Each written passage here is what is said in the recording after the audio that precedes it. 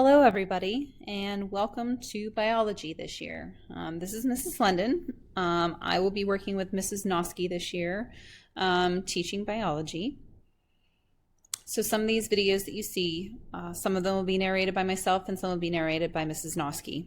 Our first lesson with biology is going to cover characteristics of life and what makes something living. Okay, the first thing we need to do is get a little bit of terminology about the difference between living and non-living. And so if something is living, we consider that to be an organism. And an organism is a living thing, such as an animal, a plant, a fungus, a protist, or a bacteria. And they can be composed of one or multiple cells. And so you're probably familiar most with animals and plants. Maybe not as familiar with fungus, but if you take a look outside and you see a mushroom, that would be an example of a fungus. A protist.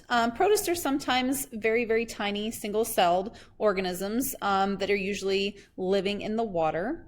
However, we can also find protists that are not. But an example of a protist would be something like algae.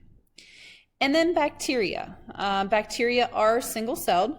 They are microscopic, and they are going to be kind of classified in their own group, which we'll talk about here in the future in just a little bit. Things that are non-living. Non-living things that we still need, still required by living things. Non-living things would be things like air, water, fire. Those would be considered non-living characteristics. All right, so the first characteristic that unifies all life is that all life is made up of cells. And cells are going to be our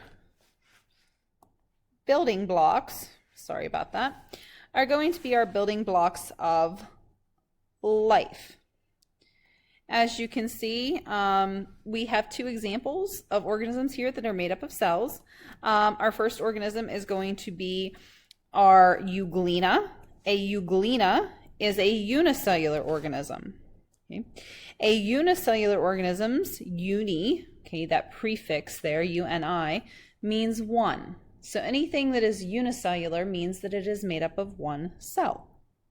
Multicellular, which is usually your bigger organisms or living things, are going to be things like gorillas, so animals, plants. Some fungus are multicellular. And so multicellular, this root right here, multi is going to mean many. So multicellular is many cells. Unicellular is just one cell.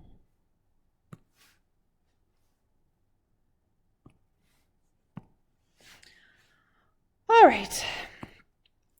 So we just talked about cells for a second. Now we're going to kind of go into our list for obtaining and using energy. This is going to be one of our characteristics of life as well.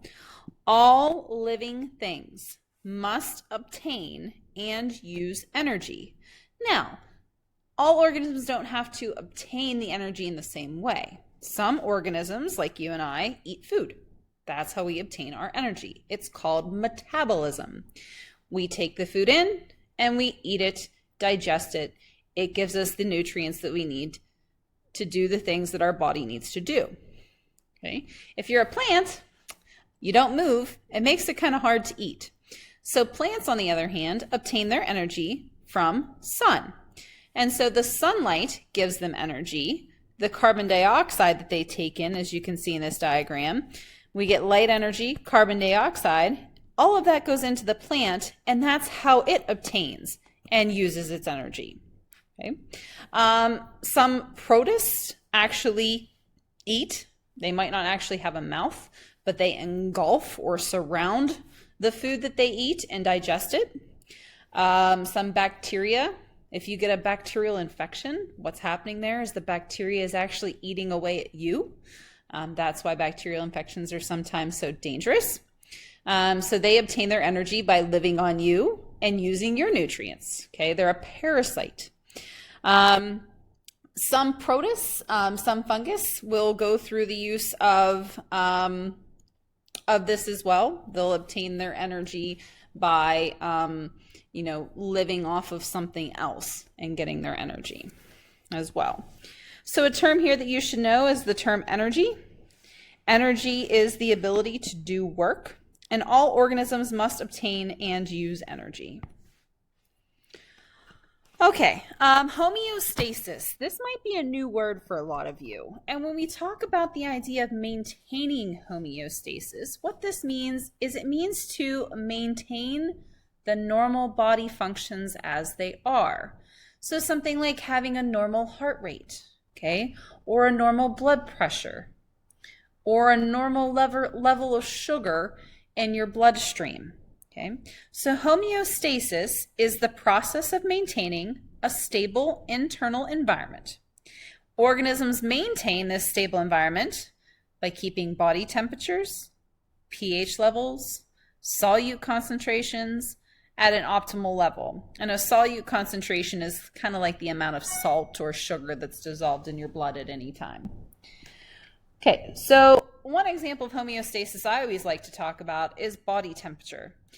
With body temperature, what we're discussing there is going to be something like, what happens when you exercise? Well, when you exercise, your body's muscle activity increases, your heart rate increases, your body is muscles are going to work harder, and when that happens, it's going to produce heat. Your body actually produces heat when you exercise. But we don't want your temperature to raise when you exercise, and so your body has a natural mechanism, it's called sweating, evaporative cooling, that allows your body to maintain a body temperature that is somewhere around average, so 98.6 degrees Fahrenheit, and you want to keep it that nice normal range. And so even when you are exercising and your body does heat up, your body has a way of cooling itself down. When you sweat, the water is released onto your skin, and when it's released onto your skin, it evaporates off your skin, and as it evaporates, it leaves behind the cooler particles. And so the hotter particles evaporate into the air, and it cools your body down. Same thing happens in the other direction. Let's say that you're out in the cold. What can your body do to help you to maintain a nice, stable environment? Well, it's going to be able to shiver. Shivering is a mechanism that kind of allows for those muscles to move a little bit more. Okay, if you run around when it's cold, you start to sweat maybe a little bit more or get your body warmed up. And all those things are a way that your body helps to deal with that extra cold to get your body back to a nice, stable temperature. Our next characteristic, the ability to grow. All living things will grow and develop. Okay?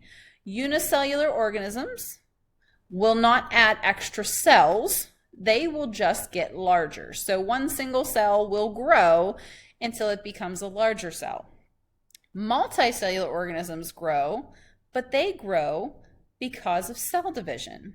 And so even though we all start out as this single cell or a combination of two that we call a zygote, and we'll talk about that term later on when we talk about cell division. From that single cell, that cell becomes two. Those two divide to become four. And then this division that keeps happening allows for more cells to populate. And the more cells you get, the larger an organism becomes. And so growth is determined in multicellular organisms by this cell division. The next characteristic is the ability to reproduce. Okay, all living things can reproduce. They do not all reproduce the same way. Some organisms are what we call asexual reproducers. Anything that is asexually reproducing, it is a form of reproduction by which an offspring arises from a single organism and it inherits the genes of that organism. So basically what you're seeing in this picture, binary fission in an amoeba, binary fission is going to be an example of asexual reproduction. You start out with one single-celled organism called an amoeba. That amoeba is going to eventually grow, because we know all living things grow, and it grows until eventually it splits into two. The interesting thing about asexual reproducers is that every offspring has the exact same genetic code as the individual it came from. And so basically every offspring from asexual reproduction is a clone of its parent. It's exactly the same. There's no genetic diversity.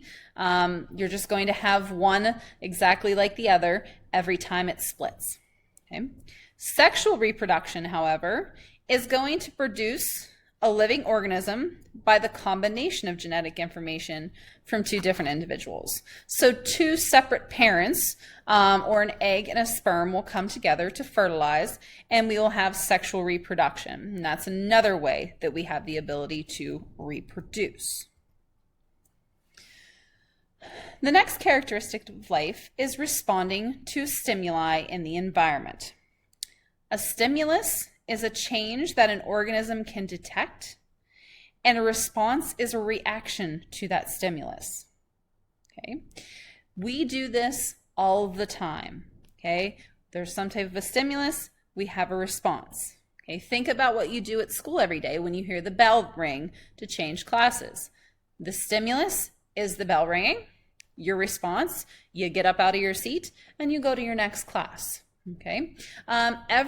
So for example, the one I always like to think of is a sunflower. If you ever noticed, a sunflower kind of bends, but sunflowers actually follow the sun, which is why they are called sunflowers.